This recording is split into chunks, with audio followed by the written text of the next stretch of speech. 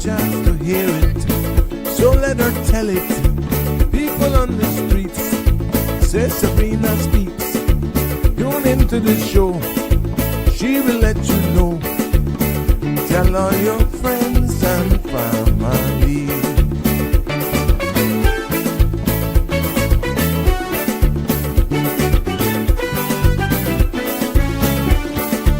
Real talk is no joke. You get the news straight up from grassroots and concerns. You can hear with some people gone. So tell all your friends to tune in to Good evening, Cayman. I'm Sabrina Turner, and welcome to Sabrina Speaks, your daily dose of clarity, truth, and community insights. Every weekday from 5 to 6:30 p.m., we're tackling the issues that affect you, from national headlines to grassroots concerns. Whether you're in traffic or winding down your day, this is your chance to hear it straight and speak your truth. So buckle up, Cayman. We're not holding back. This is the show. We gotta let you know. Now we got to go.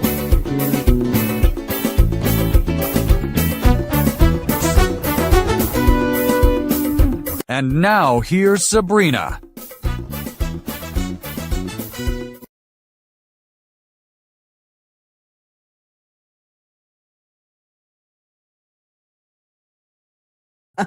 Good evening and welcome one and all. It's good to be back with you on this fabulous Thursday.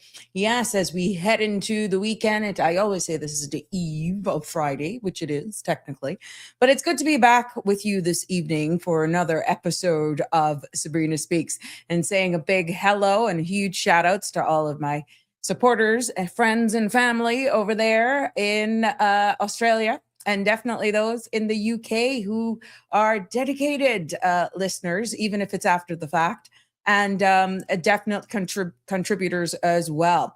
So near and far, welcome one and all to another episode of Sabrina Speaks, Voices of the Islands, Conversations for the World, the podcast where voices rise, stories unfold, and inspiration takes center stage. I'm your host, Sabrina, and we're back. We're back, putting the spotlight and definitely breaking down the issues that shape our islands here on this platform, are not only our islands, but our identity and definitely our future. And in this episode of Sabrina Speaks, what I want to get into and pretty much revisit something that I covered between Thursday and Friday of last week, and also that I broke down that the bill. But I want to be taking a revisit. And I'm hearing the conversations more and more you look into it, you're seeing the obvious. And I wanted to take it from a perspective where it's calm, it's clear, but definitely educational, something for you to think about. And that's looked at right now, one of the most talked about subjects right now, and immigration. We're going back to immigration again this evening. And that is the most recent amendment bill that is right now in circulation, out for public consultation. We as Caymanians have been calling for immigration reform for a long time, okay? We've heard the concerns, and obviously the pathway to Caymanian status, it is being said, it's now proven, is just a bit too easy, it's too open, it's too vulnerable to misuse. And what we're seeing now is that this administration has responded with another amendment that aims to try and fix past errors, trying to validate decisions and bring clarity to who is Caymanian as of right. But here's the question we're exploring today. Will this, and does this bill actually address the core problems Caymanians have been raising? Or does it fix one issue while quietly leaving a bigger opening untouched? Think about that for a minute, because the content you're about to hear, including any discussions or opinions from myself, guests, and or participants, is intended solely for general informational and entertainment purposes. It's not a substitute for professional, legal, medical, or financial advice. So I encourage you to consult with a qualified professional for your specific concerns. Bridge Media Limited and all its affiliates disclaims all liability for any decisions or actions taken in reliance on the information presented. 345-936 is the number to call to be a part of the conversation. And you're feel free to share with me your comments, share your concerns, your questions as well on whatever social media platform that you're streaming us live from here on cmrtv.com. Now, Sabrina Speaks is brought to you every Monday to Friday from 5 until 7. And thank you to all of our new followers and subscribers. But still, remember to share the link and tell a friend that we're live and we're keeping it real, elevating talk as we continue to grow in this space and build civic education here in the Cayman Islands.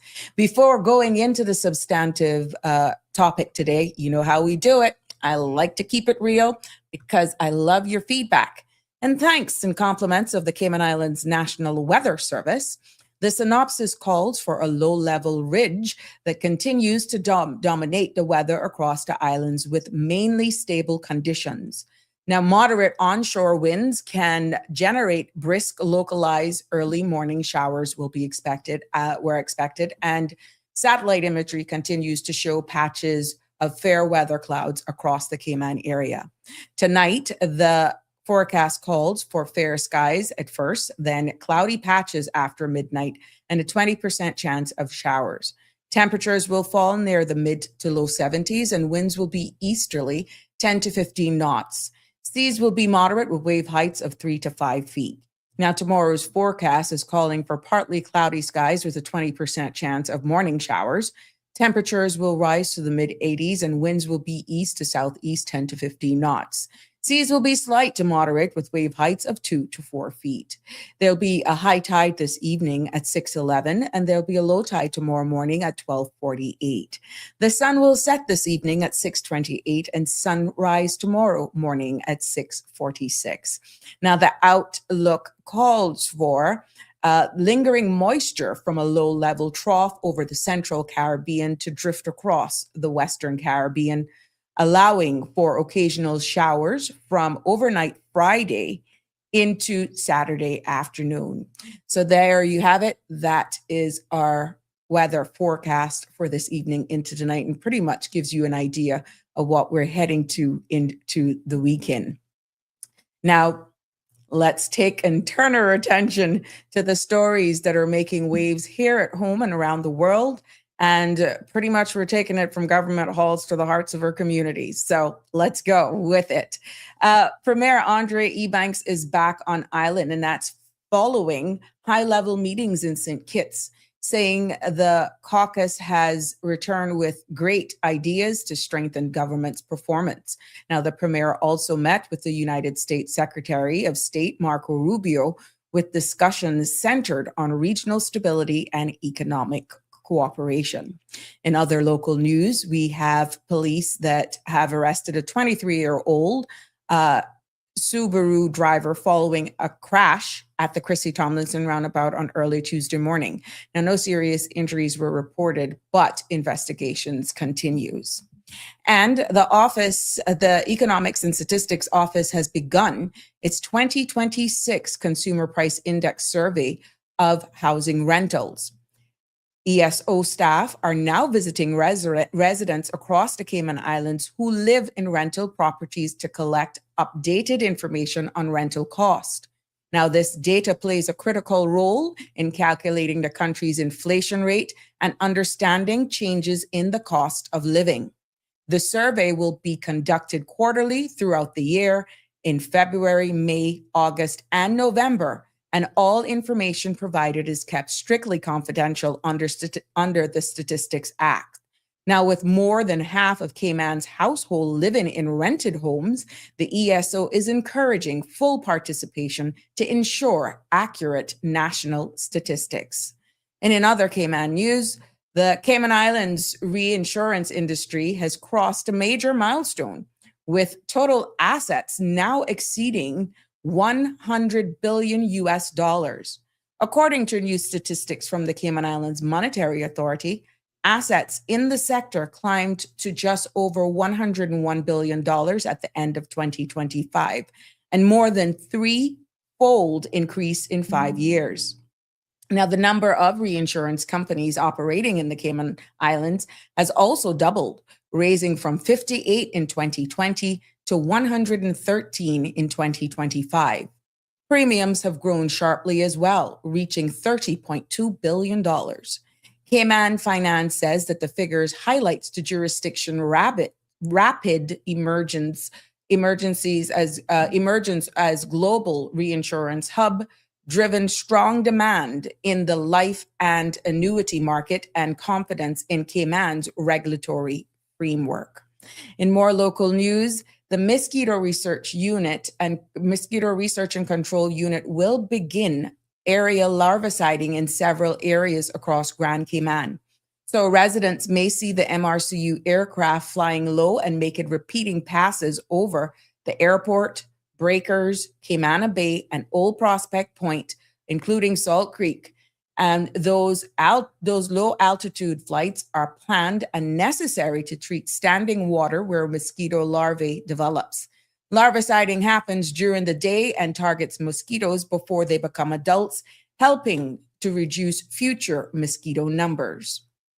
Now, no action is needed from the public, and the flight schedules may change depend on wind and rainfall. MRCU want to thank the community for its continued support as they work to keep the Cayman Islands comfortable and definitely healthy. Get ready to lace up, Cayman, because the DG 5K is back this March across all 3 islands.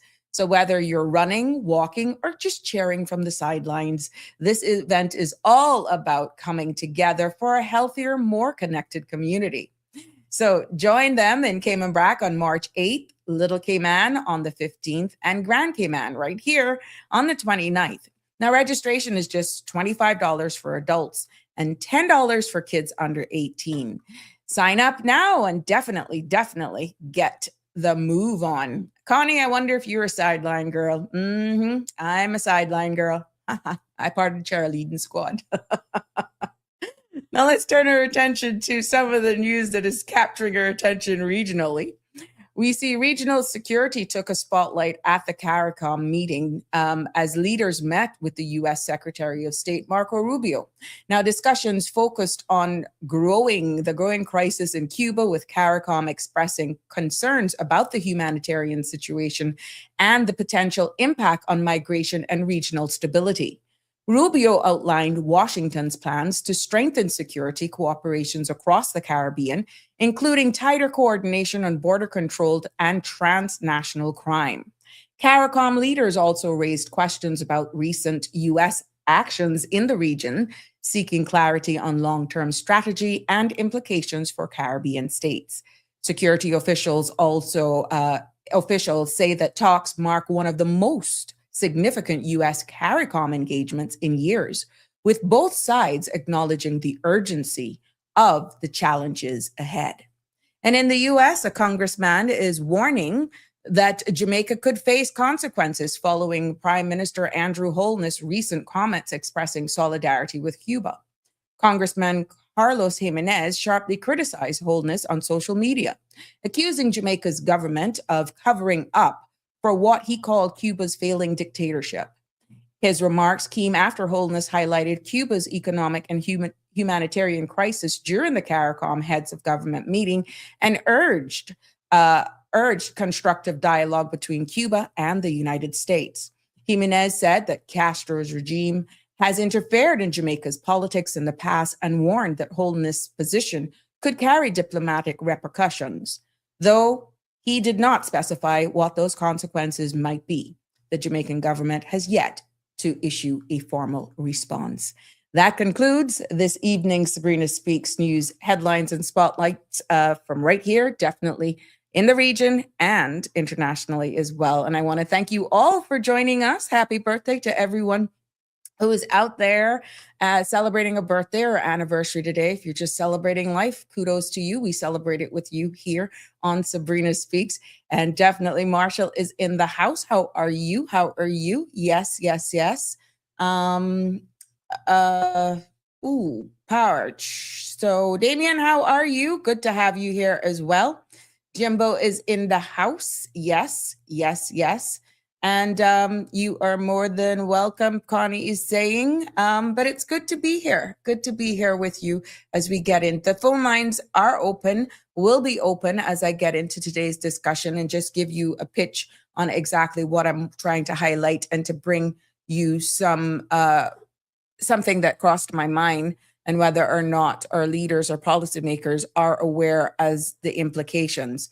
But before I go into that and share this with you, please allow me this moment to help me put a spotlight on and shine on someone who represents the very best of one of the very best of Cayman's work ethics, customer service, and community spirit as well in her own way. I want the Sabrina Speaks family to join me in acknowledging and celebrating with me Elsie Mae Miles. Yes, who is celebrating an incredible 35 years with Kirk Freeport. Yes, for more than 3 days, Elsie Mae has been a steady, trusted presence at the perfume store in Bayshore. And she's serving right now as the manager of that location and setting the standards for professionalism, warmth, and definitely excellence. Now, we've noticed that her leadership hasn't just shaped the store. She has shaped the experience of countless customers as well, and colleagues and young Caymanians also entering the workforce. Now, with this 35-year milestone, yes, it is rare.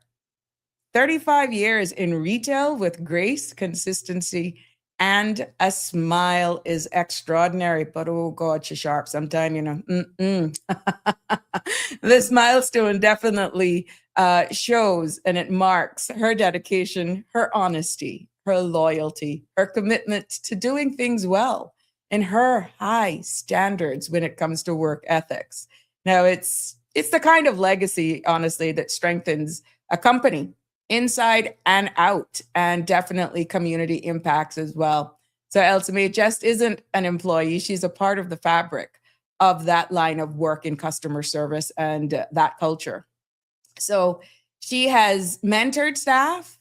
She has welcomed visitors and even represented Caymanian hospitality at its finest. So as I said, her work ethics is a remembrance that the excellent doesn't just happen overnight. It's built day by day and year by year. So please join me in sharing the love and sharing with Kirk Freeport and congratulating Elsie Mae, thanking her for her 35 years of service and leadership in heart. And, your contribution, Elsie Mae, is felt far beyond the walls of the perfume store at Kirk Freeport. It's felt across the community. So stories like this, I like to have the good moment, and it's a little, I can take jab at these type of stories, and especially this particular one, because it reminds us, one, that behind every business, there are people who show up, who stay committed, and makes Cayman proud. And for her, because she's my aunt, that's why I'm doing this. Congratulations from all of us here on Sabrina Speaks on this huge milestones for you, Elsie Mae. Yep. So let's see what we're going to have to put up with her a little later. I guess she'll make her demands. You think Kirk Freeport is the only one?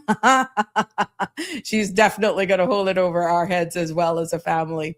But welcome, one and all. Yes. It's good to be here with you. Live happy. Good. Hi. See you in the house. Marshall says to Elsie Mae, yes, I agree. That mouth could be sharp at times, but congrats, Elsie Mae. I think it's a family thing. OMG, but she got it bad. See, the love is being shared right here, Elsie. Good for you. 345-936-8255 if you want to join in on the conversation. But let's get straight into it, because I think it's very important. I know it's important for me to share this with you. And I want to get some of these. I want to get these up here for you. I think it's important for me to revisit this bill. Yeah, I got it. So you can follow along with me.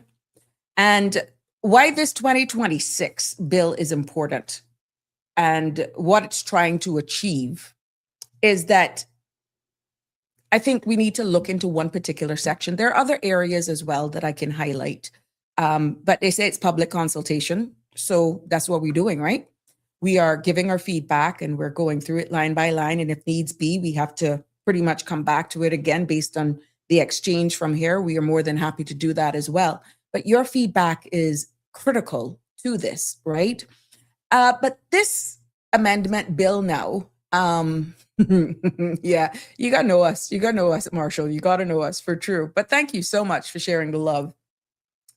The 2026 bill is an important piece because what it's trying to do, and people will say another amendment, and I'm watching the comments, not here, in general, because everywhere is taking this, is reporting on it. It brings an area of the law that were inconsistent, if I could call it that. And it validates, or what it's trying to do, it validates past decisions so that families aren't left in limbo somewhat. Some of them feel like they're ghosts, they doesn't exist. And what it's doing is actually trying to clarify who's Caymanian by way of a definition, giving specific timelines and so forth. But please bear in mind, we still haven't seen the regulations for the 2025 one, and we don't even know what the draft regulations for this would look like if it was to come to pass. And what this particular section that I will showcase or highlight on in this first segment is the whole meaning of automatically being automatically defined as Caymanian, as of right. And what that means automatically by operation of the law, not by application, but by discretion and not by favor. And this is good. I feel it is necessary and it is responsible governance. But Caymanians didn't ask for reform because of administrative errors. They asked, from what I'm getting and some of the feedback that I'm reading, they're asked for reforms because of the pathway to Caymanian status. It felt too open, too easy. Anybody can come and get it, and too disconnected from Caymanian life. And then there were some who were children of the soil that pretty much felt like they have to go through hoops and hurdles. So that brings us to the heart of why I brought this back up today. Because the core issue of this bill want to close one door, but one particular section leaves another wide open. And until it's in the public's domain, and us seeing exactly better language or some form of a draft for the regulation that clearly outlines more of the requirements, then it's left for interpretation for what's in the public's domain. And what I'm talking about is actually Section 27 of this bill that I am posting here. And that pretty much is the whole definition of persons being born here after a period of time. I'm hoping this is the one. But I will go through that with you in this segment so that we don't get lost. Those are the fees. I have to find it. But let me break it down because I've already been through this with you, but I want you to follow me on this one. Caymanian as of right, really, is meant to clarify who is Caymanian today. But it does not address how Caymanians' status can be passed on tomorrow. Okay? And that is a huge loophole. That's where a loophole sits. And what we're seeing under the current structure is that a person who becomes Caymanian as of right can pass that status to a civil partner, to a spouse, to a civil partner's child, to their own child, and in some cases, possibly parents can also benefit from it as well. But none of these individuals are required to have lived here in Cayman or even attend school here or have any cultural ties. There may be a bunch of people who actually fall into one of these categories. And that is not speculated. That's how the law is structured.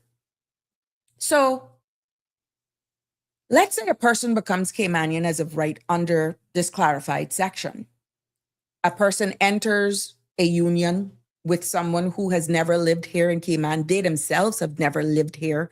There could have been someone passing through or someone who was here on a short-term work permit, whatever, and they were born here, whatever, left outside of renewing their travel document from where they're living now and the place of birth being declared on it saying Cayman Islands. They have absolutely no connection. I'm just using this as an example.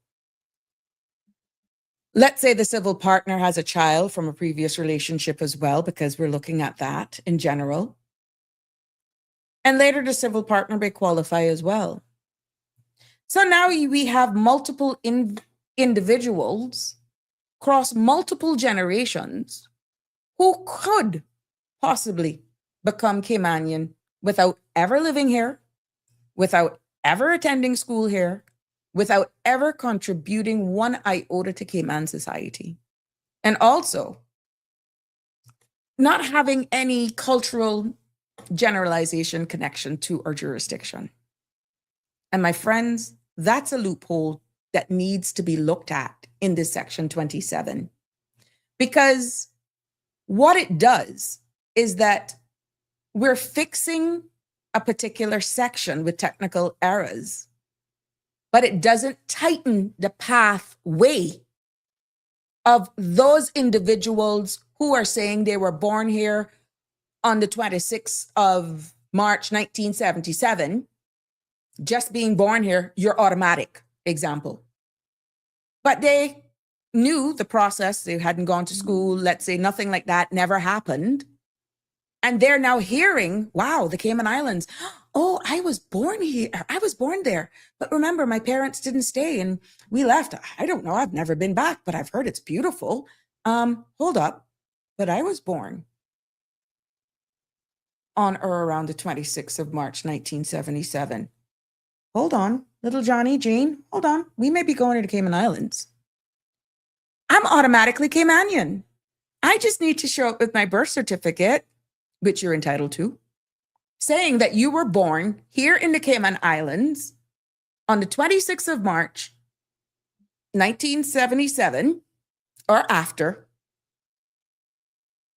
and you're automatically Caymanian. Remember now, parents they left shortly after your birth. Maybe you were 1 or 2, maybe, I don't know. Just for example. With this, if it's passed as presented for those people that I've just described, right now they become automatic. It does not make clear whether or not it will be able to block their spouse, child, children, stepchildren in being able to also apply for that Caymanian lineage. So until the verbiage is in the draft bill or further explanation is given, you are actually solving a problem for one set of people who felt disenfranchised. But where does it end? Now, let's be fair. Let's address that problem. If it is a case where the individual was born here, keeping it in line, and let's say attended school, remember back in 1977, you only had to be 5 years old to start school. They started school, they went straight through. 15, 16, parents decided they were going to leave. That's a different thing. That person is here, right? you can say that that person was a part of it. But if that person never went to school here, nothing, and they're just hearing about it now and come back, there is nothing that says under this bill that is being presented that they can't pass that automatic declaration that they're now Caymanian onto their child or children who, in actual fact, would have no direct lineage to this country. But they, the child that was born here, is Caymanian. Let that sink in. That's one particular section of those clauses that I'm only drawing reference to. Now, when this whole exercise came about, it was thought about that pretty much the numbers would be small based on the data that is there. There's only, let's say, 80 people, maybe 100 people. I don't know what the data shows. Who would be automatic? And that is anyone that was born here on the 26th of March, 1977. How that would work. Now, there's one thing of giving that child Caymanian status. But do you think, Cayman, it would be fair for them to be able to pass that on generations to generations to generations to generations just because you were trying to fix an error? Is that the type of immigration reform when we were asking for reform? When we were asking for reform to deal with the ghost Caymanians that we were asking for? Is that what we were looking for? That is something that needs to be looked into. And like I said, I'm only presenting what is in the public's domain. It's different if that person was born here during that time, they have remained with us, or they can show where they, at least for the first 10, 15 years of their life, was here because they would have still been a minor under the age of 18, and they don't decide where their parents, because remember, none of the parents would have been deemed Caymanian. So they were more than likely on work permits, government contracts, but they left. You understand?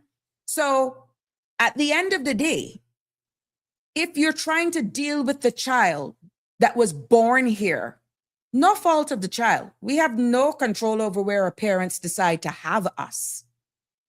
But in this particular case, to close that door, do we stop the status at that correction? Because if we don't stop the status at that correction in dealing with that individual, their children, their spouse, their stepchildren could be entitled to grant thereof of the right to be Caymanian. And this is why I'm saying clarity, context, data is needed, because you're dealing with one thing, but there's a bigger issue at hand. I am not fear-mongering. It is a sincere question that I know what they're trying to do, but without a working document, when you're presenting a bill, these are some of the answers that should be presented, because it is an obvious trickle-down effect that you're really not closing the door. You're really not doing that. Let's lock this down now. Bearing in mind, there's another section that if you were born after a certain date in 2004, that as long as you can prove that one parent was domiciled in the islands, that person is automatic as well. Remember that one? Where let's say there's a child that was born by two persons, and let's say they weren't married, or for whatever reason, the child has left at a young age. And let's use the case of the mother taking the child, raised the child in another country. The child is now 21, 22, 23, maybe 25. and can prove that their father is a Caymanian, even though they weren't married, they can prove that they're Caymanian and they were born after that time, they're covered as well. Can you imagine that individual having that right now, never lived here, but have probably made a life of their own, is married, have children of their own, and now coming, and all of those kids are entitled, and their partners are entitled to the same rights. You see why I'm asking the question. And without those type of questions or answers, F and Qs that they put on these things, these are some of the real scenarios that can have long impacts on what we call generational Caymanian. Because can you honestly say that that individual in the first tranche of people who were born here on the 26th of March, 1977, to two non-nationals who were just here on work permits, non-Caymanian nationals, are on contracts, that they're now, because of this, being able to be considered Caymanian, automatic? Would you call their offspring in their 30s, their 40s, their 50s generational because we were trying to correct a wrong? What would you call them? It would be interesting. I have a question on WhatsApp. During the last campaign, numerous political leaders emphasized the urgent need for a status freeze. Since then, there has been no mention. Given the current unemployment rates amongst Caymanians and the fact that our own local workforce is now suitably qualified for many roles currently held with permanent residents and a status freeze, a policy that citizens should actively champion. Furthermore, how can the continued granting of permanent residency, PR, be justified when it potentially displaces qualified locals and tightening the job market? Good question. Thank you for that, WhatsApp. Let's deal with the first part. Given the current employment rates, should citizens be actively championed? Furthermore, can we continue? How can we? You see the validation clause, WhatsApp writer? To avoid some serious lawsuits in this country, they have no other choice but to actually consider any pending PR applications, as you've alluded to in your WhatsApp message. This isn't a fact where you can just say, okay, that law of 2025 is passed. But remember, the first law that was passed really didn't address the point system. It was focusing their attention on sham marriages.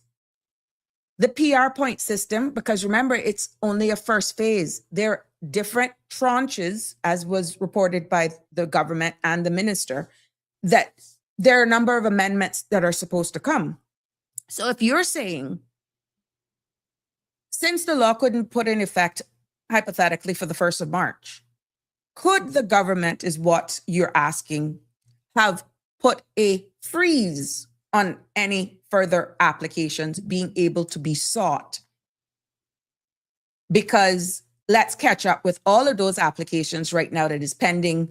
We don't have, that I'm aware of, any public data or true numbers as to how much applications there are pending for permanent residents on the grounds of 8 years residence, how much may be there as spouse of PR holders, how much are there for status on the grounds of descent. Well, forget the status, okay? But no, you know what? They have to be counted.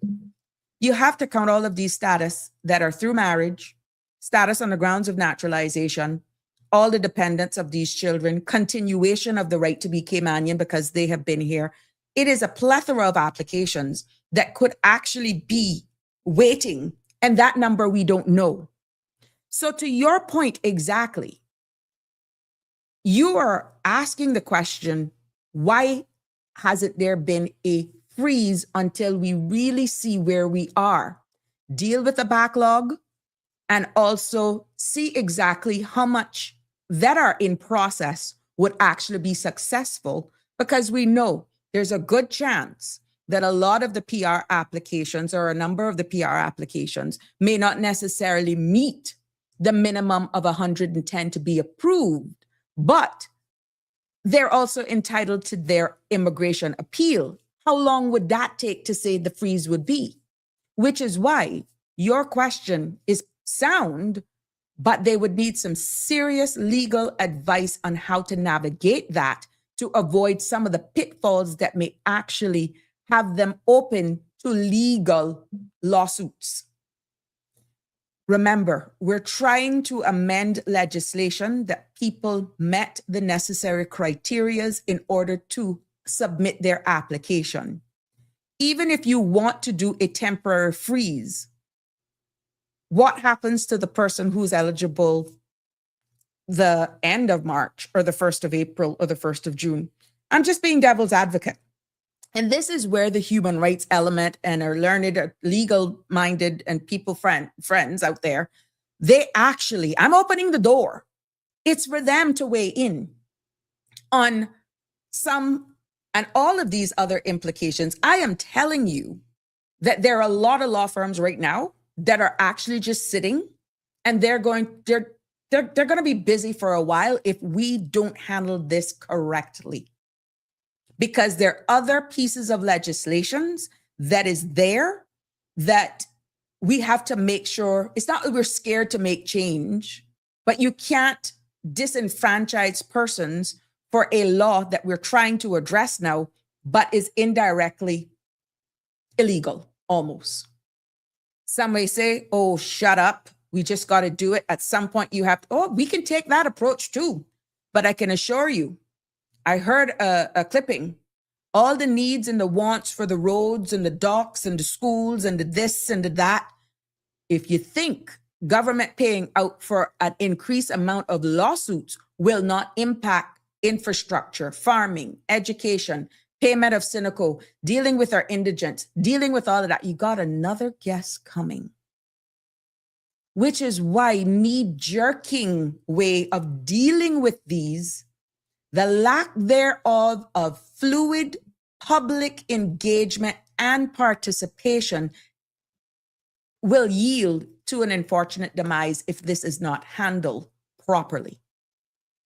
So the example that I gave is really to highlight an issue that we're closing one door dealing with the applicant, but the benefits of that applicant can extend to their child, their children, their partners, even stepchildren and in-laws too, if things work out. Yes, that's how far-reaching this can be if it is not looked at properly.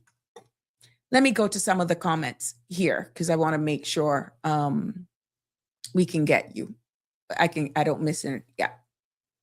Live Happy says, like the caller was saying last night, how can one be fully Caymanian if one does not have to renounce their original birthright? It still does not make a person Caymanian because in reality you can't. You can have dual citizenship and still be a national from a jurisdiction. And like Live Happy, like I said, we can't just do that because the United Kingdom, we're a British overseas jurisdiction. Independently, the Cayman Islands, without support and constitutional change and the blessing of the United Kingdom, we cannot just say you have to renounce your citizenship. That is something, British Nationality Act, that is controlled by the United Kingdom and not the Cayman Islands. So to just expand that, it's easy to say, but first you need to have political will. You have to actually make the justification, and you have to seek the UK's blessing because we don't control that side of it, but because of the mere fact that we are a British overseas territory jurisdiction. Hey, Miss Dorothy, good to have you here with us. So all non-Caymanians will gain from this bill is just rights. How can one hold dual citizenship in Cayman? It's easy. Remember, the Status is dealt with your ability to remain, reside, and work in the Cayman Islands. The citizenship is where the travel document, a lot of people mix that up, is because we are a British overseas jurisdiction. We're not independent like, let's say, Jamaica, where they can give citizenship. And even them with their judiciary and their independence, they're still governed by UK somewhat. And that's why they're trying to get the status of being a republic. There are just certain things that the UK still has governance over in Jamaica, even though they're independent.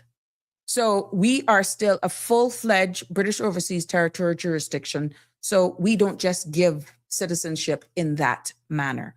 Andrew, good to have you in the house. How you doing? Hope you're having a good Thursday. Tartarian, how are you? Going to school is not relevant. Studying overseas should have no link to a person acquiring citizenship of that country. No, Tartarian, what I was saying is that if the person can show that they went to school, let's say for the first 9 years of their life, we know that they would have been here at birth. From birth to 5 is 5 years. An additional, 10 years? They would be 15. Even before the law change in 2003, 2004, one could have applied for Caymanian status just by living here for 10 years. Hence, I'm saying be fair. So that going to school is not college or university. It would be in the islands. It would be at least 10 years of going to school in the jurisdiction. So you're counting it from birth to at least 10 years of being here. So the legal threshold of legal non-ordinary resident technically would have been met in order for them to pass it on, is what I'm alluding to, Tartarian. Jim says, the actual generational Caymanians better think long, deep, and hard before they become non-existent in the big scheme of things. Well, based on the stats that we're doing right now, Jim, there's no way we can, in the short term, try to do that unless there's a lot of births and people can't afford it right now. That's just the real truth. The cost of living and encouraging your people to have more births, it's just unsustainable right now because people are weighing in. And you got to look at this generation to find out whether or not a lot of them are even interested in having children. That's a bigger conversation that we need to get the youth to weigh in on that as well. Many a times their voices are not heard, and where they're weighing in the grander scheme of things and how they look at life, adulthood, family in the future. So it is quite interesting, Jimbo. Denver, unless I'm totally wrong, I thought the law used to be in order to be a legitimate generational Caymanian. One of her parents had to be generational Caymanians to be a legitimate. The law. There was a part in it that once upon a time that using that right, that lingo of legitimate, that the law did say that you had to be legitimate. And a parent born in the islands, Denver, I think is where you're going. And there is a part in it that says that. But there's also a part in this bill that says, as long as you were born here on the 26th of March, 1977. Yeah. Those persons on or around that time. And then there's another caveat for those being born in 2004. That is the one that I'm a little concerned about because they're trying to close a door and correct a number of wrongs, but it is unclear with the bill that it can or cannot be passed on, Denver. That's the problem. And even that is a delicate dance because then right to family life, we're giving it to them. And now we're going to say, well, it stops at me, but I can't have my child or children.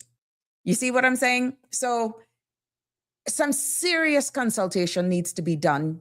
Some serious looking in it from the legal standpoint of things too, as well. But your questions, your comments actually matter in shaping where we go with this and how far it will go. I don't want to seem as though I'm just getting at it. These are questions that come out of public discussions, right?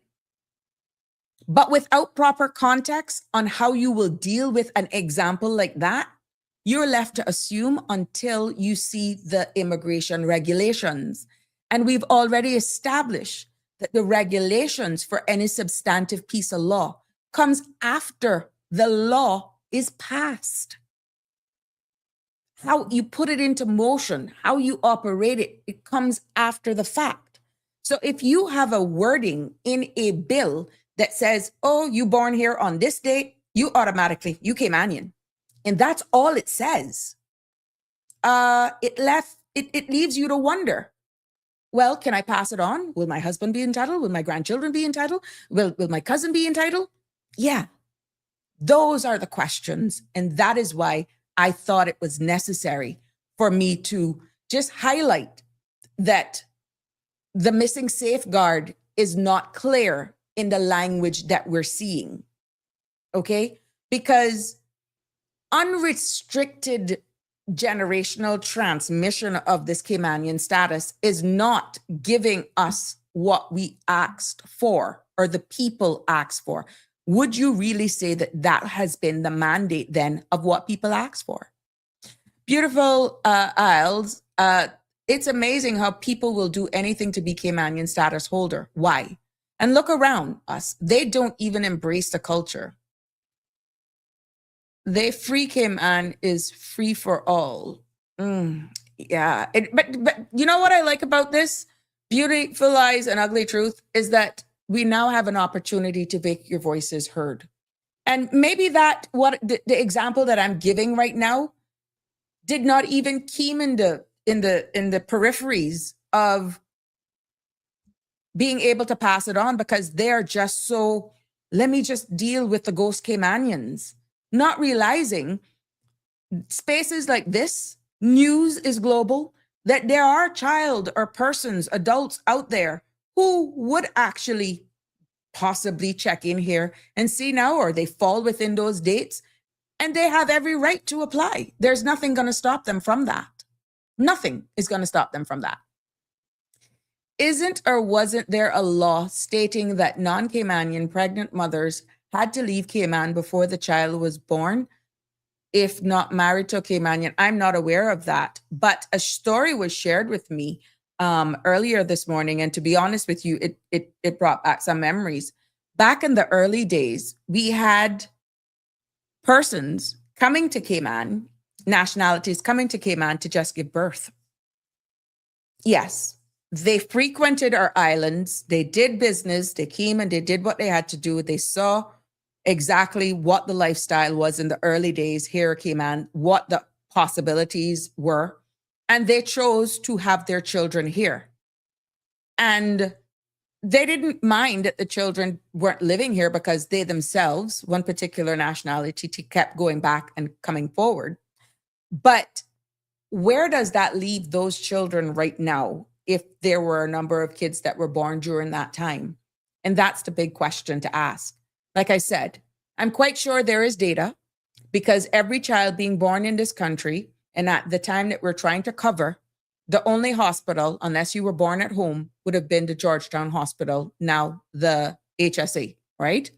And it shouldn't be hard under the birth registrations, the registry, to see exactly what numbers we're actually dealing with as a part of the exercise. I'm just putting it out there. I'm really just putting it out there. But to answer that question, I'm not aware of anything like that being a reality, to be honest with you. Alfred Real, good evening, Auntie Sabrina. Late to class today. If someone was born in Cayman in 1976 and left as an infant and has lived abroad for decades, but is now recognized as Caymanian as of right under this bill, does that recognition create a status cascade where their children and eventually grandchildren who may also have minimal lived ties to Cayman gain easier pathways to Caymanian status over time? Yes. The simple answer to that is yes, because there is no more wording to say otherwise, Alfred Real. The simple answer is yes.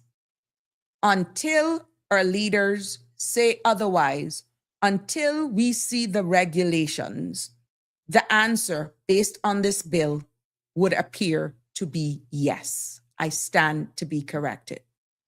Alfred Real also said, and if so, has the long-term downstream impact on what we societally call generational Caymanian being, yes, yes, yes. That term generational Caymanian would actually fade away. And I feel, to be honest, that it's being diluted anyhow to a certain degree, because even when the statistics right now that are being called out at the percentage of Caymanians that we now have in our ESO data, they're not actually stripping away the generational. They're including in those status grants. So to be honest with you, I think it's going to be something that you're really going to have to depend on a lot of our older seniors to really keep connected and ask the real question. Would it matter to my child, children, or grandchildren, the word generational? Would it really matter? Hence, we have to welcome the younger minds, the future of tomorrow to the table when it's having this discussion. And I feel it is very important that the young people weigh in on this and exactly how they feel about it as well, because the future is theirs. They're going to be living with this, whether or not we get this amendment at this time right. We're living the products and the decision of the 1977. We're living of the 1984 Caymanian Protection Act and talking about doing this reform now in 2026. You understand? So I feel that in 2026, as vocal, as involved, as engaging as our youths, parliamentarians, all of those groups that are out there that are actually galvanizing themselves and are in tune, their voice matters.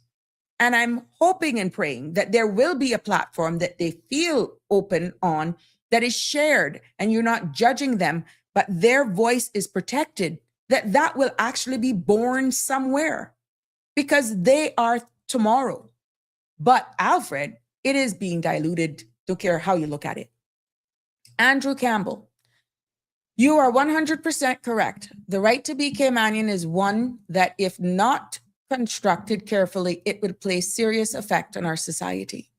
And I don't think that it's not easy. Andrew, it is not easy.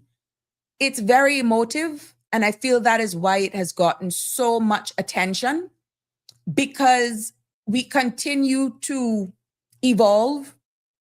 And every time you go down this, there's another thing. You're going to disenfranchise that one or that family or this one or that one. You just need to stop and just put a stop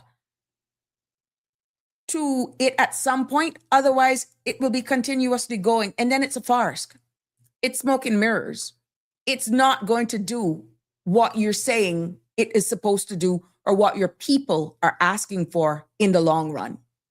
Dean says, all those people with dual citizenship will be retired in their own mother country. And you have Caymanians as well who have chosen as well, and they're considering moving to other jurisdictions based on what they're seeing. I have heard a number of our own Caymanians, generational Caymanians, who are saying at the rate in which things are going, they are actually looking at other jurisdictions. The cost of healthcare, the cost of insurance, the just cost of retiring in their own country. It's not looking good. This is unprovoked, unsolicited. It is just general, real conversations right now that are being had right now. And a lot around tables. Nobody's going to say it's an easy fix. And you can't just say, okay, this is what we're going to do and we're going to get it done now. There are implications. There are implications without you looking at it in its totality. But I agree, we have to start from somewhere, no matter what. Tartarian, if they got money for lawsuits, why they don't use the money to build a life back home? To go to the extent of lawsuits, are these people the people we want here, people who sue our government? But Tartarian, if they have a pending application in now that met all the requirements and we decided mid-flight to change the law, don't you think they have a right to say that they were disenfranchised? I'm just saying. I'm asking the question. If you applied for a job, Tartarian, and while your application is being in, you notice that they have changed the bar, the requirements, the eligibility, before you even got an opportunity for an interview, would you feel that that would be fair to you because you would have felt that you met all of the requirements when you submitted and applied for the position, but while you were waiting to be interviewed, the rules of the game change that probably would have lessened your opportunities to even be shortlisted? Do you think that that would be fair? It is the same concept and the example that I'm using here right now. Whether or not they decide to sue, it is a matter of principle, is what this law is trying to do, because they have the right to do it. It doesn't make the person a bad person. That's in their right. And I'm sure if you put yourself in the position, in the example that I gave for applying for a job, that you would probably look at it a little different as well. There would be some unfairness to you as well. Hey, Mr. Fullerton, how are you this evening? Good to have you with us. The law is the mother and the regulations is the child. Correct. They're the operational side of things. Damian Henry, Caymanian, as it is an immigration status, not a nationality. And the risk of ghost Caymanians. What about those born here but lacking proper documentation or clearance? Well, the onus would be, Damian, on the individual to provide legal, certified documentation that links that lineage in order for them to be qualified for a decision. If you can't, I could say that I am family to let's say a billionaire. Okay, God, here's an example. Let's say the richest person that we know of here, I am going to declare that that's my father. If I can't prove that that is my father, how am I going to really argue to be a part of the estate, for example? The onus, the burden would be on me. Now, not knowing in full details and for full disclosure, I'm just addressing it at a high level. There may be cases where names don't align. You may require DNA.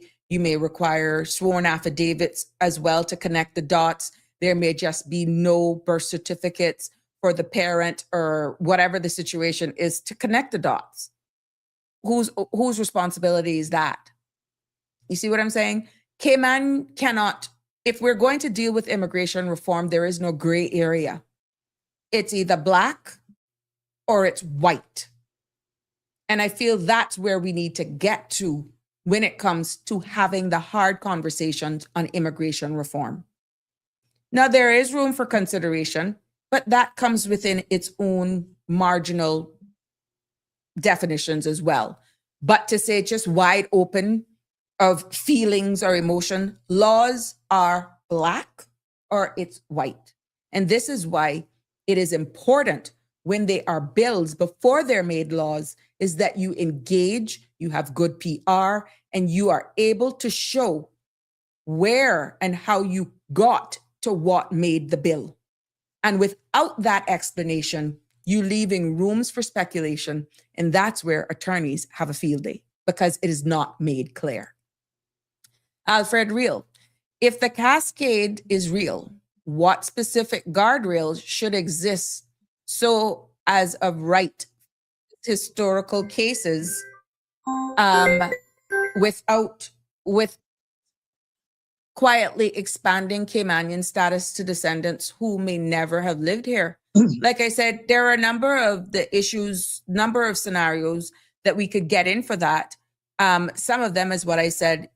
Consider how long the child was actually here, now the adult. And if they meet a minimum threshold of, let's say, 10 or 11 years before reaching the age of 18, maybe that's something that they could consider. And the only way of proving that is that if they were here those days, they would have went to school, right? So that is something to be considered. Hence, proof of education was an example that I gave earlier on. Good evening, caller. You're live on Sabrina Speaks. Welcome to the show. Good evening, Sabrina. Good evening to the listeners. I just joined you. I was doing so many other things with my ongoing court cases, but I know you're on the immigration topic. It's a broad topic, so I believe I won't be too far off if I just at least address something within that. I just want to say something about the new bill. The supplementary bill, call it a supplementary bill to the one they issued last year. First of all, you just touched on a little point there, which is got to do with why we are making so many changes. After we did that bill, 37 or 27 changes, whatever it was, it went for public consultation and town hall meetings, and then it went back to cabinet, and then they say, well, it's going to come into effect on the 1st of March, and then now they say it won't come into effect until the 1st. Well, they haven't said. I understand they have decided the date on which the bill now will come into force, but they haven't announced it yet. The problem with that is, first of all, it is looking sloppy. Okay, when you are dealing with something this important, you must ensure that you follow the processes, and if you follow all the processes and do the right consultation, don't under-consult, don't over-consult, usually this will be avoided. So first of all, the government is looking very sloppy. Apart from being sloppy, this tells you that there are too many vested interests who are trying to have things changed. I can say this from having drafted legislation in Cayman for 12 years. There are sometimes we would go to the Legislative Assembly and the bill is being debated and calls are still coming in from powerful people in the community to say, why don't you change this and change that? And the changes can be done even as you are passing the bill in Parliament, which means that even what is agreed at Cabinet very often is changed by informal consultation after, which in principle is also a problem. The other thing is that it means that the government does not know how to stress test bills. This is something I tried to advocate when I was in government, to say, well, if you are going to stress test bills, this is the way you do it. And there are certain ways in which you can do it. I don't need to get into the details with them regarding that. So that's the first general point I want to make. The second point, even the new bill touches on a number of topics. But let me touch the one about the new grandfathering in of people who are on permanent residency. When I first heard the Minister Miles talk about it on radio and then on the program, he was too brief on it. I thought not that I thought I had misunderstood it. I just wasn't sure that I had understood him correctly. But from what was said by other people in government, and then later on, with some of what has been said in the papers, the way some papers also understand it, he seems to be saying this, that the little thing that they didn't deal with regarding grandfathering in was that people who have already applied for PR, they were already grandfathered in for purposes of like their applications will be considered in accordance with the previous law. Call it the previous law. Okay. But what he said was, but they hadn't been grandfathered in relation to status. Okay? In other words, without this further change they have made, the way it would have affected those people who had PR applications pending is that those applications would be heard under the 8-year period. But then when those same people apply for status, they would be heard under the 20-year period. So what they are now saying is that they want to grandfather those twice. They will grandfather them for the purposes of PR so that they will apply after 8 years. Mm-hmm. And then they will grandfather them in advance again for PR, so that they don't have to apply under the 20-year period, but under the 15-year period. Now, the first thing about that is, I find that odd to begin with, because I thought everybody had been grandfathered in On some the shape first or one. form. So Mm-hmm. on the first one, yeah, because in the first one, basically, they said, well, look, everybody's new period, the 20-year period and the 9-year period, is going to start when the new law comes into effect. Mm-hmm. So, in other words, everybody who is in Cayman or who will come into Cayman before this law comes into effect has already been grandfathered in anyway. And they will be applying under the 8-year rule and the 9-year rule, which means that people who come, let us imagine this comes into effect on the 1st of April. Mm-hmm. If you come in on the 30th of March, you can apply for PR in 2034 in March under the 8-year rule. If you come in again on the same date, you can apply in 2041 under the 15-year rule. So they have already done that. But apparently, perhaps because they thought it was unclear, they've decided now to say, oh, but now we want to grandfather in those people who've already applied for PR, but we want to grandfather them for PR as well as for status. Now, first of all, the government is free to do that as a question of policy.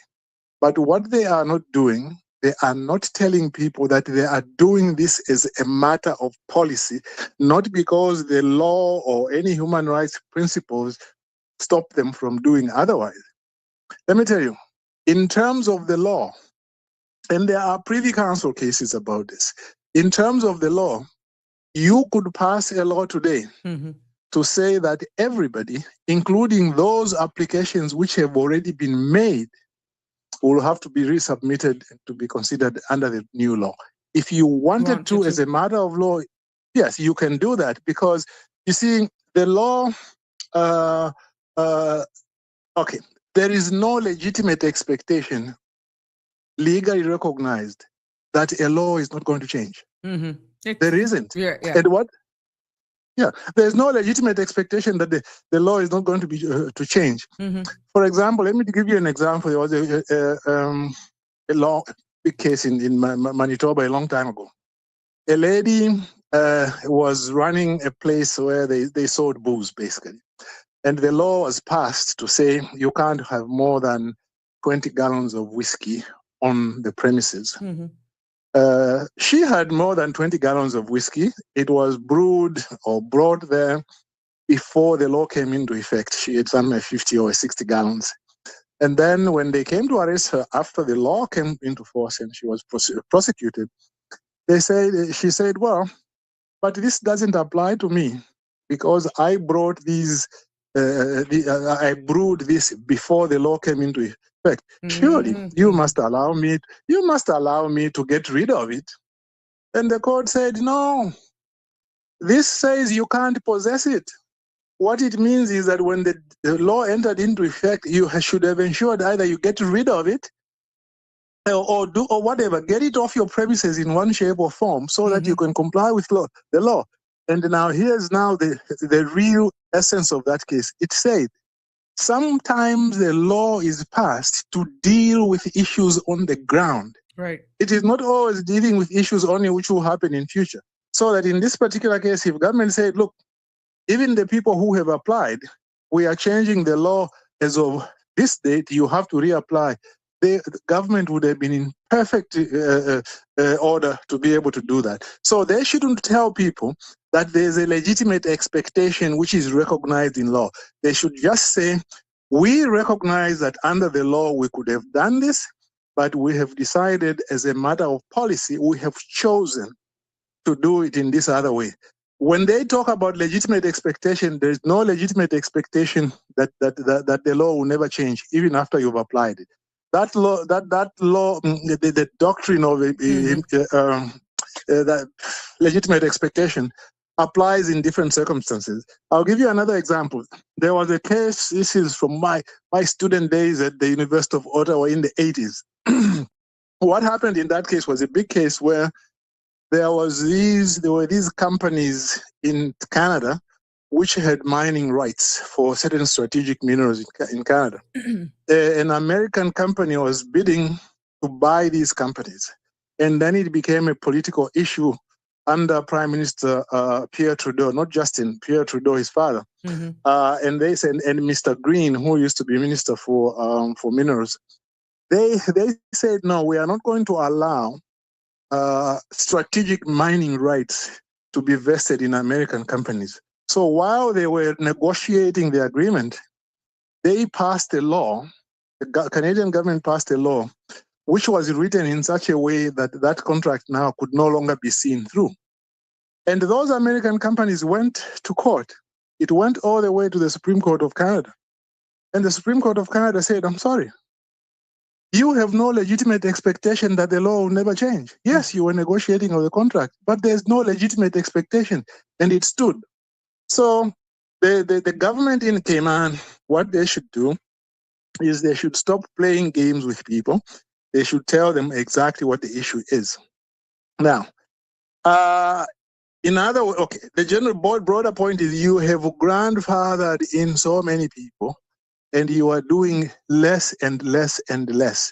And that statistic, which was given by Steve McField, that indigenous Caymanians are increasing at only a rate of 1.5% per year, and expatriates are increasing at the rate of 2.75% per year. That should tell you that there's a serious problem, and the government has not shown that they are adopting policies that are going to address that issue. They are adopting these little policies. In my view, they're just silly policies about, well, we want you to pay the fees and the grant fee at the same time. Now, can I address that? Because we addressed that, I think, last time when I spoke about it. I just want to drill down on two issues. I know we spoke then about the increase about the marriage fee to $2,000 and then the PR fees. We spoke also about the 20-year status issue. There are 4 issues we spoke about, but I just want to drill on the issue of the payment of PR fees. Because that one, I heard an argument which I respect a lot from one of your listeners who said, look, if you have a debt which you are not paying to the government, either a tax or something, you can't say because I've got no job, I can't pay. And that person tried to draw an analogy between that and the PR fees. And what they said, well, yeah, the same thing. You can't pay PR fees, then you know, if it's a debt like any other debt, they can send you away. Now, as much as I respect that argument, I think there are some issues that can be said about that. First of all, just to make it clear, I believe that the Cayman government is justified in demanding PR fees. I know that in other countries, they don't have permanent residency fees, but even under international human rights instruments, there's what is called a margin of appreciation. You've got an obligation to keep it, like you enter into an international arrangement, and there are certain principles you have to follow. Now, those principles will be applied in different countries, but they might be applied differently. There's what they call the modalities of application might be a little bit different. So long as you are following the principle, you've got a margin within which each country may do things differently. Look at, for example, the issue about the right to family life, right? What the European Court of Human Rights has said, look, right to family life is guaranteed by the European Convention. However, marriage as marriage is not guaranteed. So long as you give the right to family life, if you in your country you think right to family life is marriage, fine. You think in your country right to family life is just civil union, that's fine. We'll leave that to you. So by the same token, I think that if anybody was to challenge the imposition of PR fees, as much as they are very uncommon, they are very unusual, I do think that the European Court of Human Rights most likely is going to say, look, these are your own modalities of application. You have made the arguments about how you are a small minority community, minority in your own country, and so forth. I think we can allow you to do that. However, I think where the problem would be where you say, regardless of the whether you are working or not, then you must pay. That's where the problem. And let me try to say why I think that's a problem. What is the concept, first of all, of permanent residency? Why was it ever constructed as a concept in different countries? It is because when you live in a country for a work permit, maybe 2 years, 4 years, maybe 6 years, you might go back where you came from without establishing roots in the new country. But if in the new country you now you run a family, your kids are brought up there and so forth, the concept was to say, when you have stayed a certain period of time, then you must be given an amount of permanency. In some countries it's 5 years, some countries it's 10. Cayman is one of the highest ones, 8 years and now 9 years. But that's the concept. So that if you meet all the requirements and you are there and you have a wife, kids, a husband, and then at the end of it, when you fail to get a job, let us give it an actual example. Let us imagine you get PR at 8 years or 9 years, then you stay in Cayman. When you reach the 13th year, you can't get a job. When you fail to get a job, you get to the 14th year, you can't get a job. They tell you haven't paid fees for 1 year. Then they tell you what? They say, well, it doesn't matter whether you've been looking for a job or not. We're now going to let you go. After 14 years, you might have kids who are 13, 14 years old. That undermines the whole principle. Because at that point, you are now saying, well, you should go regardless of the circumstances. I don't think that is right. But now, Mr. the other thing that on the flip side of things, yeah, the law is what it is, understanding that you're entitled to see it from both sides. But do you feel understanding and this is where I said discretion can be used based on the circumstances, but do you realize, having worked in the system, that if that was the reality, how much people would actually make a case to not pay the fees, still work? And then what? Who would be policing them that they can't get a job? Is what I think the caller at that time. Sir, it is black or white. That's what we were saying. The law is black or white. Yes, based on, it can be challenged, but for the purpose of this conversation and just paying the right to work fees, do you know what would happen here in this country if it was that easy? Who would be policing these persons to show that they're not working outside the terms and conditions? Okay. To me, that's a practical problem which should not be so overbearing to a point where you now deny the essence of what PR is. Look at, for example, what they do in Western countries, right?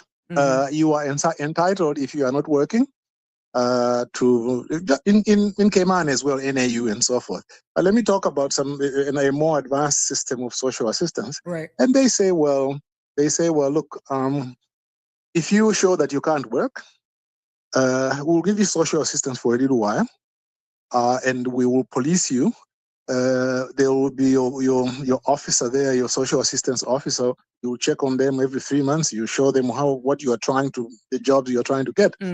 And they have been able in those systems to be able to say, you are not working, but we are satisfied from the investigation that we've done that you are not working out of choice or because you are an alcoholic or you're this and that and so forth.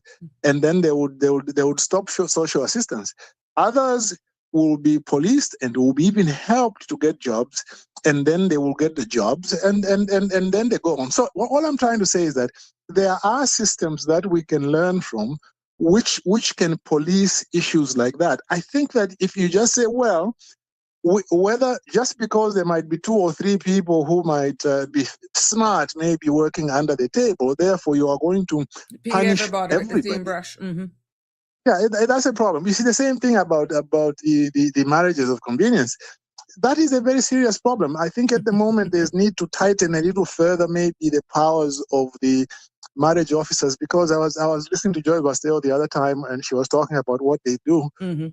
like if they suspect that there is this might be a marriage of convenience, a sham marriage, they don't have any right to question the people Correct. at all. And They that's don't why have the law needs all to be the- looked at. Exactly. Those are things you can fairly look at and say, yes, we know some of you are getting into these marriages of convenience, and therefore we need to look at. I remember I had to deal with this thing in the BVI way back, where lawyers used to like approve certain things. We didn't deal with marriages, but we had to approve certain things. And I remember this lady coming to me and say, "Oh, you know what? These ladies who want to get married, the man is 80 years old. The woman is about 19 years old, and in fact, the man is sitting in the corner there, doesn't know what's going on. You shouldn't approve this." I said, I don't have the power to do that. All I can do is I can check that the people are legally resident. I can check that they are of lawful age and so on and so forth. And otherwise, I can't do anything. So that needs to be done. And I think the emphasis, therefore, should be to try and find ways in which you ensure that people are not remaining unemployed and for deliberate. Okay. Now, I'm going the to ask last you one. to wrap Last up. one. Yeah, because I'm going to take another call. Yeah. That's coming in Yeah. straight. Okay. Yeah. Please. I'll So wrap it yeah. up. I'll wrap up. Yeah. I'll wrap up on the paying of the this requirement that grants like grant fees for PR should be paid at the same time. Do they keep that account in an escrow account? That goes When to you pay central your government. grant fees? The ministry would have to say that, but those fees go to central government. Only the filing Yes, fees go to actually stays with the department. Everything else goes to central government. Be it a portion of it stays within the ministry. I don't know, but the only thing that stays with the department is the actual filing fees. Okay. Yeah. Okay. All right. In wrapping up, this amounts to almost like giving the government an interest-free loan, because they are asking you to pay something you don't actually owe yet. And then when they don't grant you a status, then they give it back to you. It is like you gave them an interest-free loan for 2 or 3 years, depending on how long it takes. I think it's kind of wrong for that. But thank you very much for that. I think there's still a lot more to discuss, but I thank you very much for the opportunity. Thank you. Thanks. Sure. No problem. Bye-bye. Thank you so much for that caller. Let me call back this individual. Oh boy. There we go. Let me just return back this call. But yeah, thank you for your feedback that's coming in. There we go. Let me just get this caller on the line to have their opinion. But yeah, it is quite interesting where this is going to go if it isn't handled properly. And I'm really hoping that we will all become very vocal on it. Good evening, caller. You're live on Sabrina Speaks. What's on your mind? Good evening, Miss Sabrina. I was just listening to Mr. Believer there, and I agree with him most days. Today was not one of them. Or let me not say I agree with him. Most days I agree with his position. Today is not his day. In respect of what he was saying, let's just take that one particular issue in isolation that I took great umbrage with. The paying of PR fees. Mm-hmm. I'm sorry. If you can't pay the fee to reside in this country, you have an alternative. Mm-hmm. You have an alternative. This idea that the government must wait until your situation is good and kosher and above board, we can't do that. You signed up for PR under the condition knowing that there was a fee payable.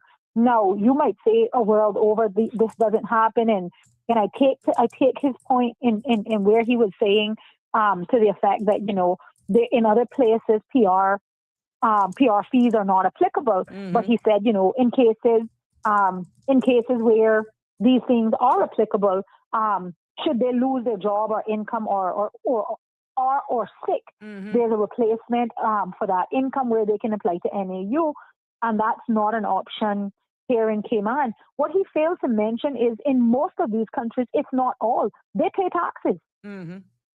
They pay taxes. So there is a revenue. There's a revenue stream, whether it's income tax, city tax, whatever tax. There's a tax to offset that. exactly, We don't to have that offset here. these costs. And that's not here. So I'm not sure. Is he suggesting? I can tell you what I'm suggesting. If you can't afford to be here, then don't be here. It's really that simple. Which is why I It's said really the that legislation is black and as white, as inhumane as it is. If you want to challenge it, then that's your right. But it is what it is, the terms and conditions. And that's fair. And that's you absolutely have a right to challenge it. I mean, hopefully that there are grounds to challenge it. Challenging something simply because you don't like it is not grounds to challenge. Correct. They have to have reasonable merit, and they have to be viable. You not having a job, there are Caymanians who are unemployed as we speak. We really don't have there is no right to protest this, and there are permits being approved hand over fist down at work on a daily basis. I had a case today where I got shared, I'm not cutting you, a lady who's been trying to get a job within government and even the basic administrative role, and she got a disheartening refusal letter, but saying that she wasn't eligible for an administrative job. And we see where they continue to feel like, I'm not worthy enough. And it goes right back to what you're saying, caller. Every day you're seeing all of these issuance of permissions, and where you have your own out here that is a small percentage of the population, as people are saying. So why can't they all be given a fair chance, especially those who are willing to work? Precisely. But again, we are in charge of that, Sabrina. We are in charge of that. We elect these people. I don't know if PR holders being able to vote in this country yet. No, not yet. And we have to continue to I guess, ensure. I don't know of that being the case anywhere, but we have to continue to ensure that status quo remains. You gotta have more than a couple of dollars invested to truly be invested in this country. But again, and to further speak to the PR fee fiasco that Mr. Belika was speaking about, losing your job and can't pay PR fees or whatever, and government should have a heart. If government ran 14 years, you have children, that that's a little yeah. What about those of us who've been here for 40 years with children and can't come ahead in our own country? What about that? What is the remedy for those people? What is the remedy for them? And he's talking about, government should give a bly or whatever. I don't know if that's what he was suggesting. I'm paraphrasing here. Right. But what I'm saying is we have there's a list produced, I think should be produced very often, in my opinion, but there was one that was produced, I'm not exactly sure when, that showed how much PR fees were outstanding.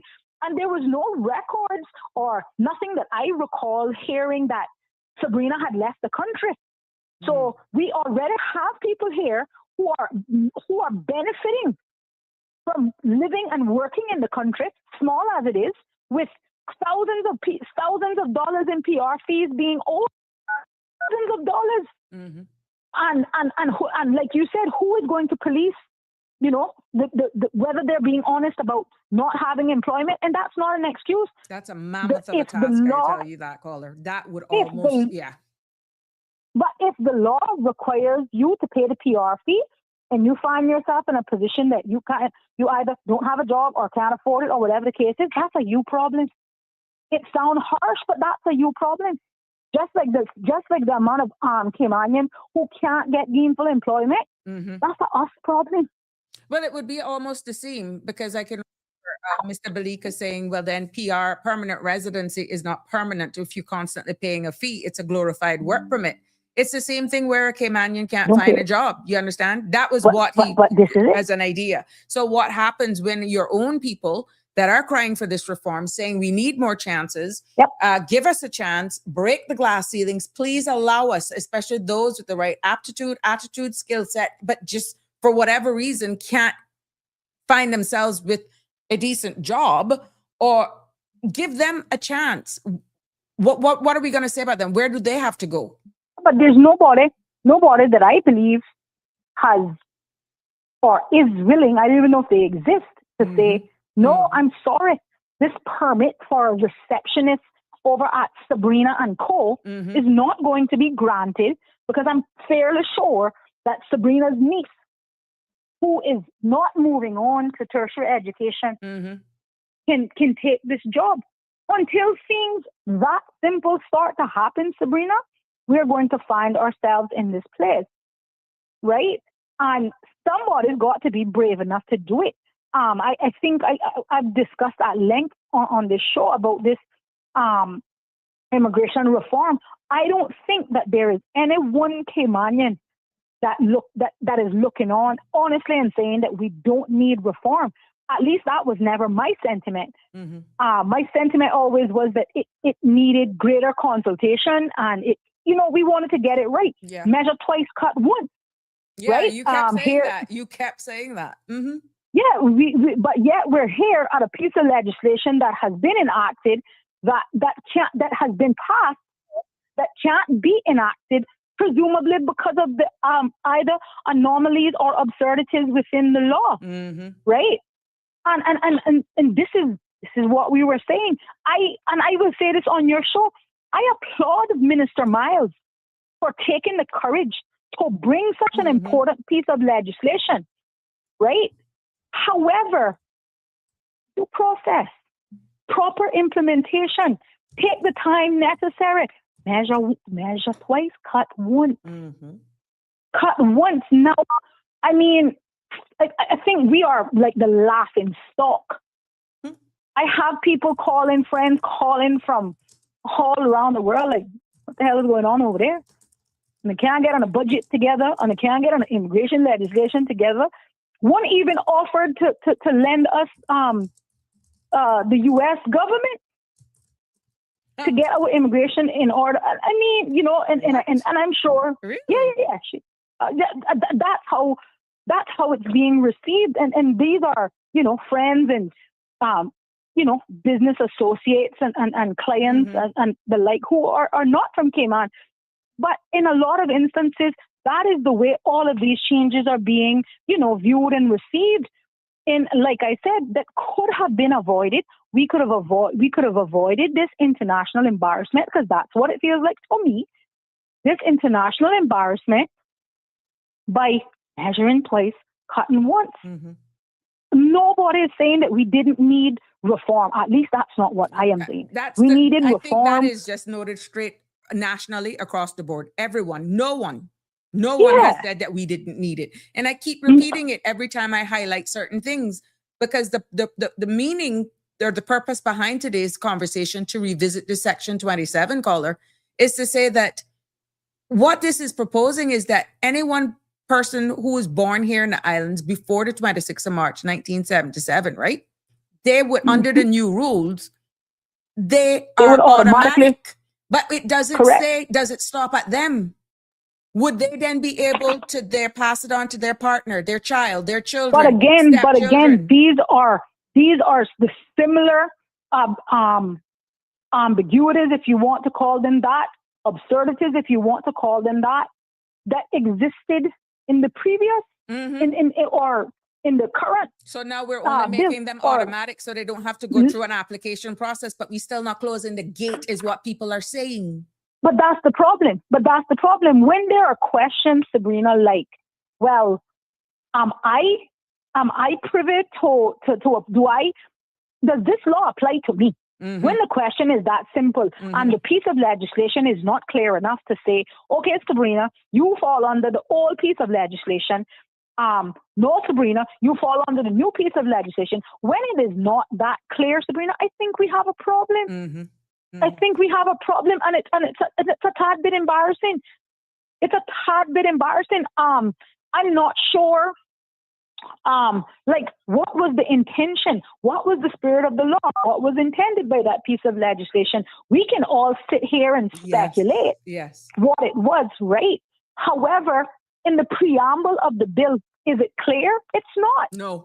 It's not. No. And that's the purpose, or that should be the purpose of a preamble, to kind of to set out, what was intended by Parliament. The objects and reasons, it's not clear. Like you rightly said earlier, when you have these types of absurdities and ambiguities in the law, it leaves the gate wide open for challenges and for people to find loopholes, and we end up having to either pay out money or concede and agree that Sabrina and her 4.7 family members. Mhm. You know, we've so wronged them that we Mhm. either end up paying them out or we're found in breach of some piece of legislation. We just kind of throw our hands up in the air and say, there goes another one. Mhm. There goes another one. And I mean, this, I don't know, and I don't speak for the minister.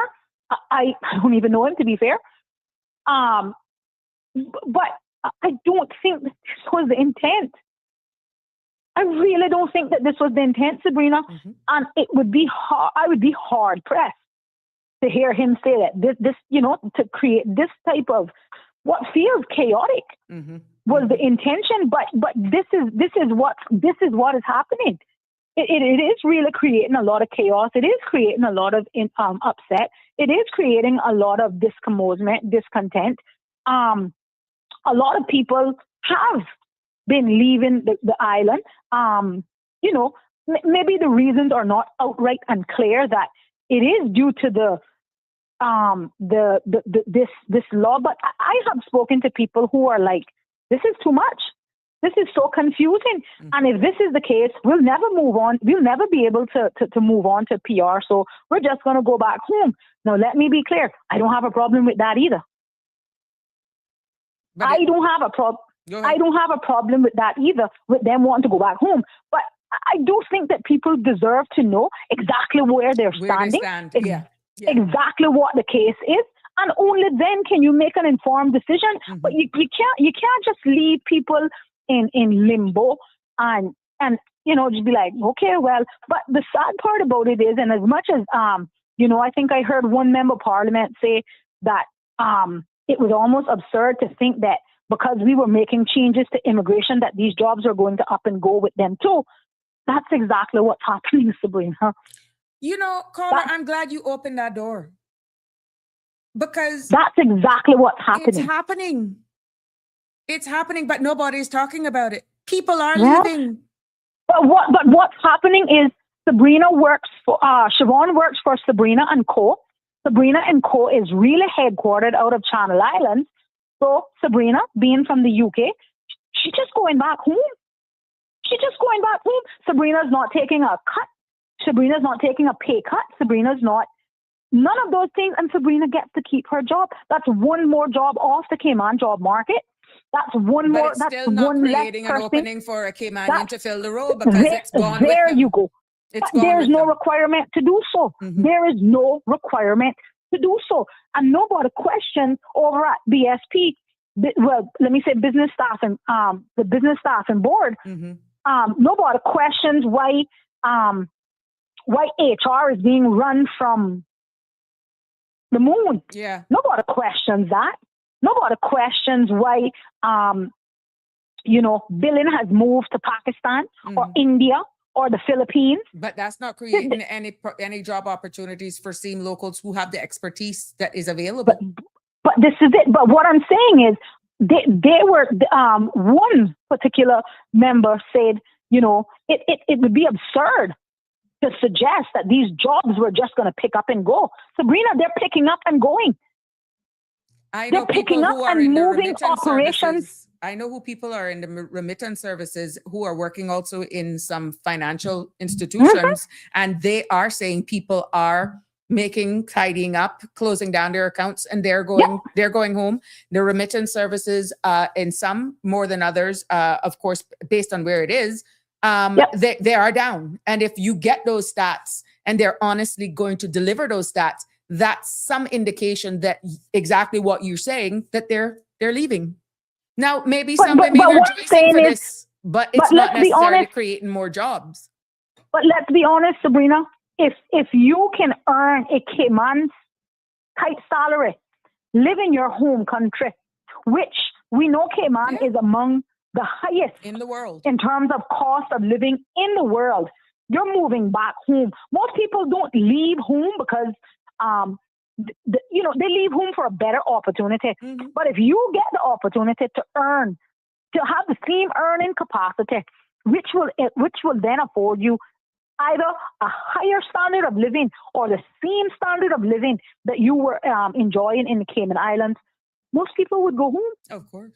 Because they Most can do people that would go remotely home. now, and we see how easy it is. But Siobhan, this look at is what we're it. doing now. You could be in Timbuktu, and I could But be paying you as a co-host to do exactly what you're doing. not only that, who is monitoring it? And nobody asks the question when Sabrina's permit is either cancelled or not renewed. Nobody says, what's happening with, well, why was this permit? Or, is this role now going to be filled by a Caymanian? Nobody questions down at We're BSP. restructuring the organization. That position is no longer needed. Nobody down at BSP questions, you're moving all of your billing operations off island. Are these roles, are you creating any roles for Caymanians or training roles for Caymanians? What's happening? Oh, no, we're moving it to China. Oh, no, we're moving it to India. Oh, no, we're moving it to the Philippines. This is not okay. And I do believe, and if I'm wrong, I stand corrected. This is a direct result of not just the immigration bill, the cost of doing business in Cayman, that I believe, I hope he forgives me for calling his name, Steve Manning, the CEO over at Cayman Finance, who said, they're killing the goose that laid the golden egg.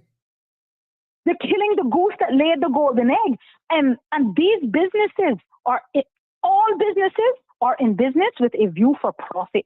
They're not in business to lose, nor are they in a business to be in business to be in the hole. They want to make money. And if they can get Sabrina to work in the Philippines for even a fraction, they could go there. That's what they're doing. They're moving these operations. They're moving these operations offshore. At the end of the day, their goal is to turn a profit. Their goal is not to boost the coffers of the Cayman Islands government. Their goal is to boost profits for their shareholders. And I think that we lose sight of that every time that CIG needs to increase revenue. We're going to hit financial services. They're killing it. They're killing the product. We're seeing a lot, like I said, a lot of these establishments are going back to having not being headquartered in Cayman. A lot of them already aren't, but they're just moving the operation out of Cayman. Nothing precludes them from running that entity, that Cayman Islands entity, from another jurisdiction. Nothing. Nothing. You understand? A second thing I wanted to touch on, if you would allow me. I noticed there was either a press release, forgive me if I am stating this correctly, that there was some consideration that they would so I guess kind of address and alleviate some of the cost of living, that government was entertaining the idea of reducing the cost on import duties on some foods, I believe. Yes, I think the Minister Nicholas DaCosta was saying that they were looking at the tariff codes to try and eliminate, some of these codes. That was a part of a news headline, but I haven't looked into that one yet. Okay. Well, neither have I, but I just wanted to and maybe he's listening, somebody can ask him, maybe I'll ask him myself. I appreciate the sentiment. I really do, Sabrina. And I don't think that this government is, how do I word this nicely? This government for trying. They are trying. I do believe that they are. I think if we're fair in our assessment that they are, right? So simple things like reducing the cost on the import, the duties on certain foods, right? That's a great idea. We went through a similar exercise. Again, I stand corrected. I think this might have been under your tenure. It was something. Yes. 2021 feminine products, elderly stuff, diapers. I believe it was Chris Saunders at the time. He was the Minister of Finance then, yes. Correct, right? And those things were done and those were welcomed, right?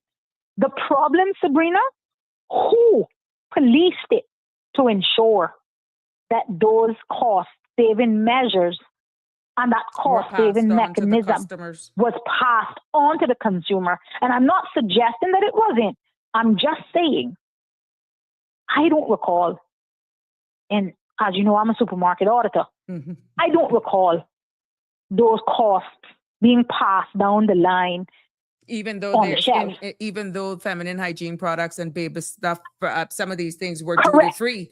Correct. Yeah. Correct. right? And so while I think that is a good first step, that is a good first step at trying to address the cost of living. I think that food accounts for a great deal of household expenses in Cayman. I say that as I stand here myself cutting up a whole pile of local beef. But you and this blooming beef. man, listen, I love it. I sound like my son. I love it.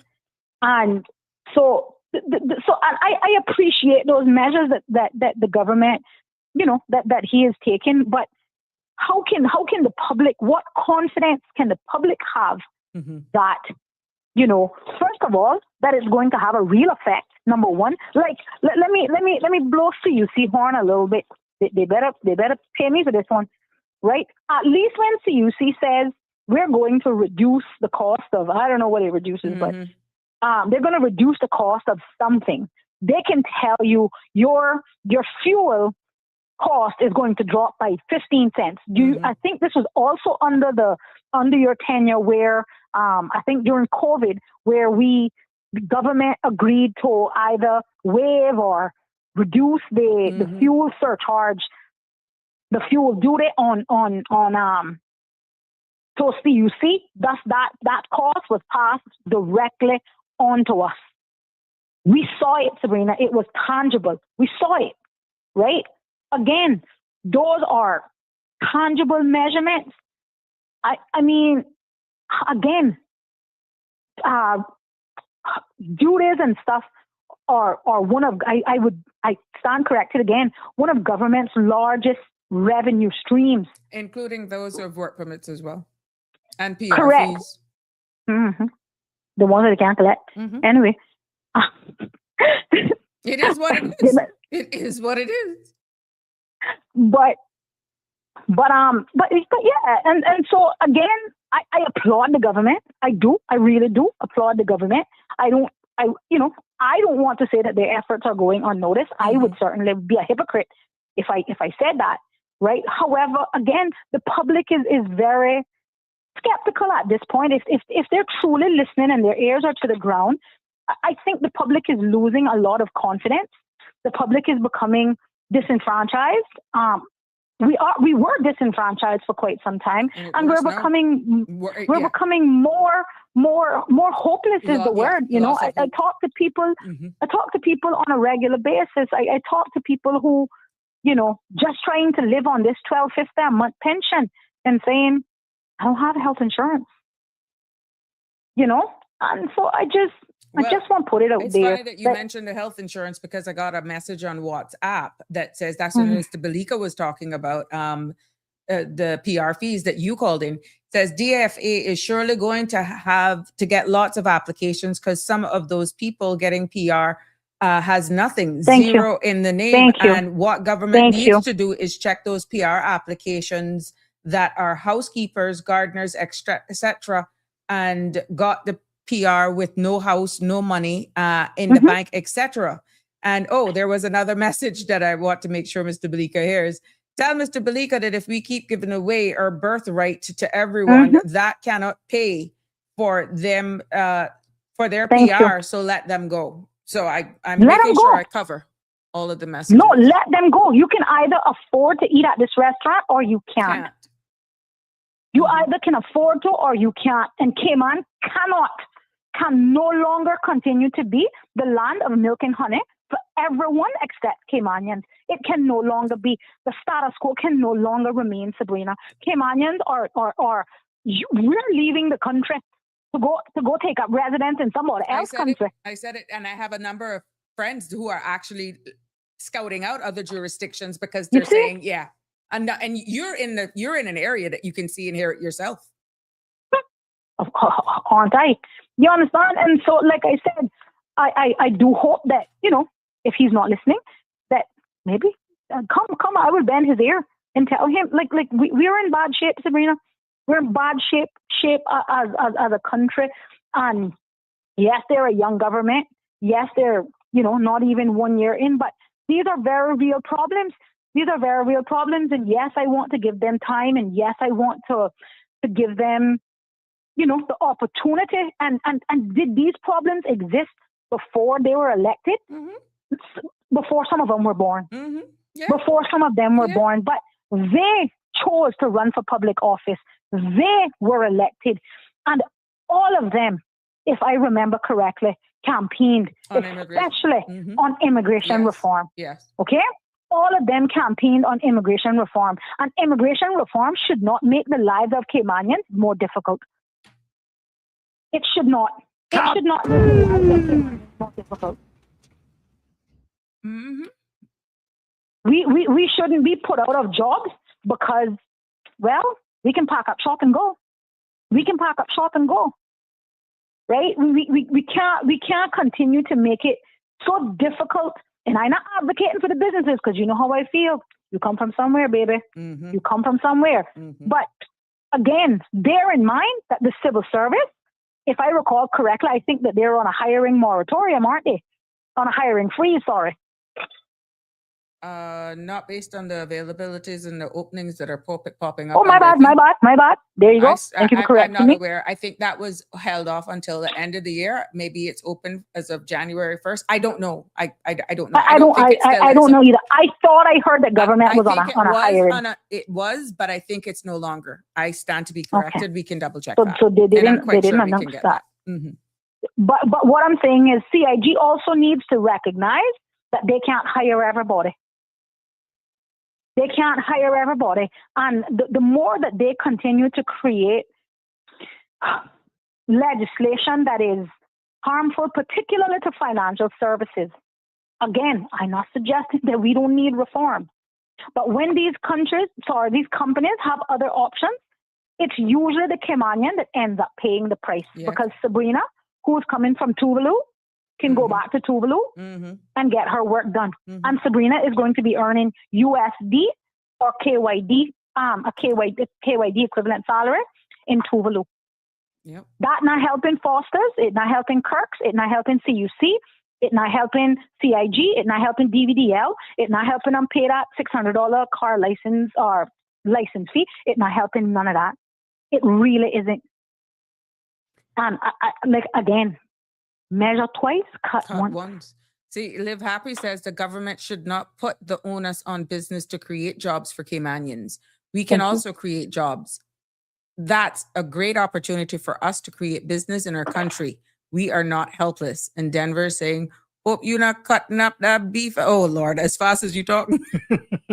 Oh, yeah. Oh, yeah. You can make him know I got one piece of skirt up here. Yeah, but that is that comment. Thanks, Live Happy, for that as well. And true talk, Jim is saying true talk, that you're saying the truth there, my love. But it's 6:58 and it's been a minute. We haven't heard from you. It's always good to hear you. And that's where you, boy, you come, you call, and you throw it down. I be listening. I be trying to give somebody else a turn. Yeah. But no, appreciate it. Today I couldn't make Mr. Bleeker get away with that today. I saw her. Aye. Thank you so much. Always a pleasure to have you joining in on the conversation, my love. Take care. Talk soon. Bye. Bye-bye. There we have it. We come to another end of today's episode, another Sabrina Speaks right here on CMRTV.com. And I am hoping that some of the examples that were given today would actually reach the ears and look at it from a different perspective, because are we really doing what we say it was intended to do? And there's nothing wrong with making a mistake, owning up. But now that this is public discussion, time for us to actually debate this bill. That's exactly what we're doing here. It has been a pleasure bringing you another episode, hoping that you would have some takeaways from this, and so that we can continue talking about this immigration reform.